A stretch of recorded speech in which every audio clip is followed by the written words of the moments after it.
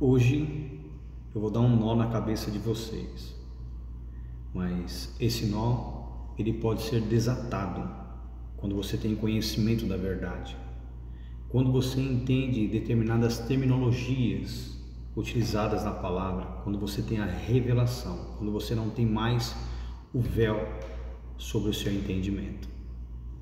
Prestem atenção. 1 Reis, capítulo 8, versículo de número 12.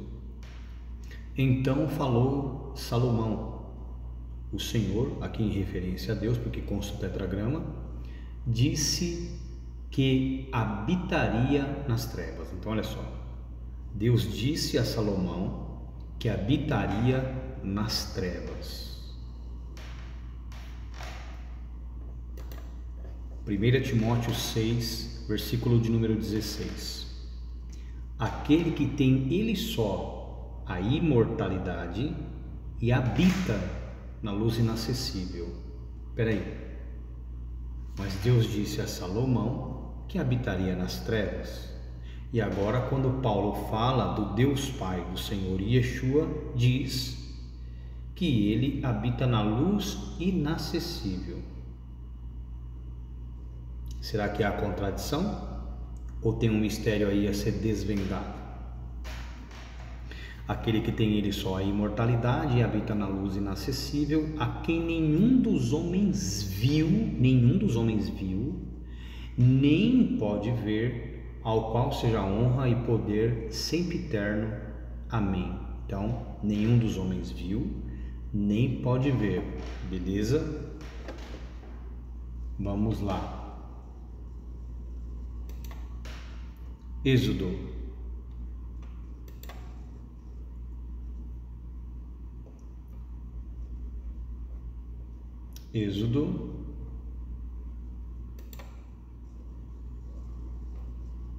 Capítulo de número 33,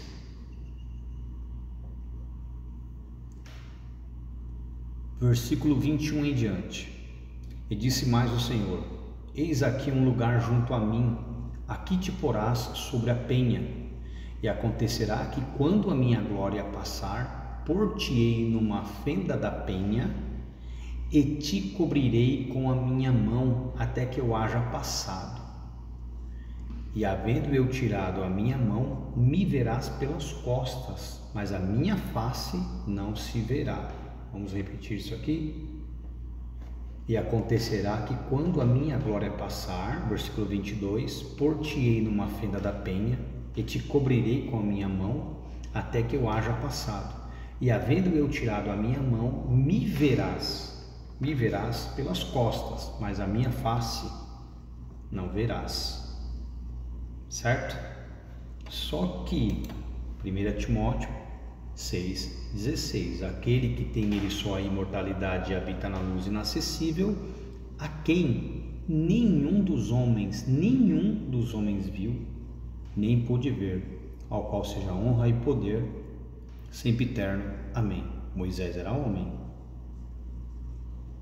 E Êxodo capítulo de número 33, versículos de número 21 e 22, 22 e 23, principalmente o 23, deixar claro que Moisés viu, não viu a face, mas viu pelas costas, certo?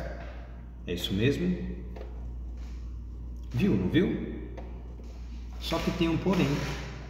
No mesmo capítulo, versículo de número 11, diz o seguinte: E falava o Senhor, novamente Deus aqui, a Moisés face a face, cara a cara, como qualquer fala com seu amigo. Depois tornava-se ao arraial, mas o seu servidor, o jovem Josué, filho de Nun, nunca se apartava do meio da tenda.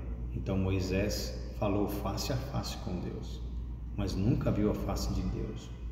Que estranho. Que estranho. Ele viu Deus pelas costas, um Deus que não pode ser visto, um Deus invisível, e ele viu o invisível pelas costas. Mas a face não viu, mas falava face a face com ele. Que estranho. Estranho, né? Vamos lá. Êxodo, capítulo de número 24, a partir do versículo 9. E subiram ao monte Sinai, Moisés e Arão, Nadab e Abiú e 70 dos anciãos de Israel, ou seja, 74 pessoas, testemunhas, certo?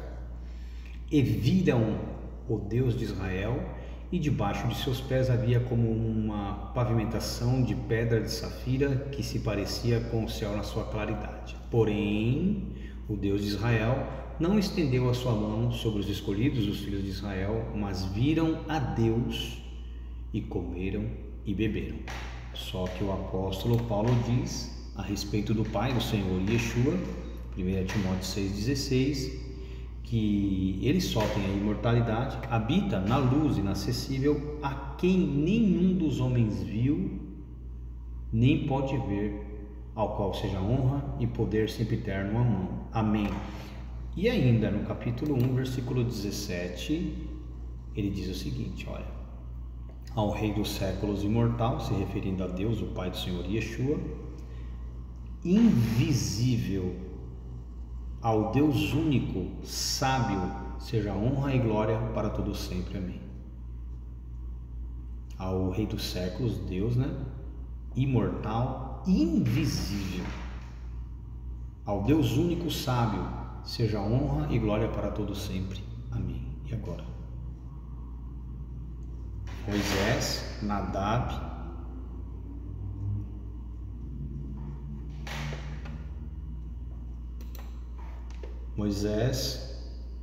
Nadab, e Abiú e mais 70 dos anciãos viram o Deus de Israel. Ou seja, 74 testemunhas viram o Deus de Israel. Viram. Moisés falava face a face, Moisés viu pelas costas. Só que Paulo, em 1 Timóteo 6, versículo 16 e 1,17, diz que Deus é invisível, que Deus nunca foi visto por homem algum. E agora? Me expliquem isso.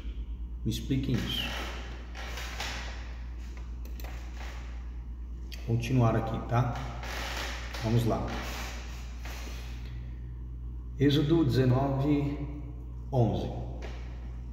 Estejam prontos para o terceiro dia, porquanto no terceiro dia o Senhor descerá diante dos olhos de todo o povo sobre o monte Sinai. Então aqui está escrito que o Senhor que desceu sobre o monte Sinai, certo? Vamos lá, versículo ainda no capítulo 19, versículo 20. E descendo o Senhor sobre o monte Sinai, sobre o cume do monte, chamou o Senhor a Moisés ao cume do monte, e Moisés subiu. Então, o Senhor desceu.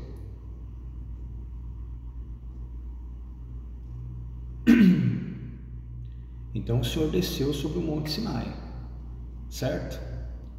Versículo de número 34. E aconteceu que, descendo Moisés do Sinai, as duas tábuas do testemunho estavam nas mãos de Moisés. Sim, quando desceu do monte, Moisés não sabia que a pele dele, a pele do seu rosto resplandecia. Então Moisés foi até o monte Sinai, onde Deus havia descido, e ele recebeu ali as tábuas dos mandamentos, a lei de Deus. Beleza? Tem tudo certo? Então quem estava no monte Sinai, que falava com o povo e com Moisés no monte Sinai? Deus, é o que está escrito. Atos, capítulo 7, a partir do versículo 36. Foi este Moisés que os conduziu para fora, fazendo prodígios e sinais na terra do Egito, no Mar Vermelho e no deserto por 40 anos.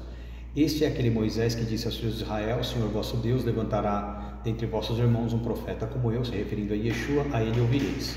E este é o que esteve entre a congregação no deserto com o anjo que lhe falava no monte Sinai e com nossos pais, o qual recebeu as palavras da vida para nos dar.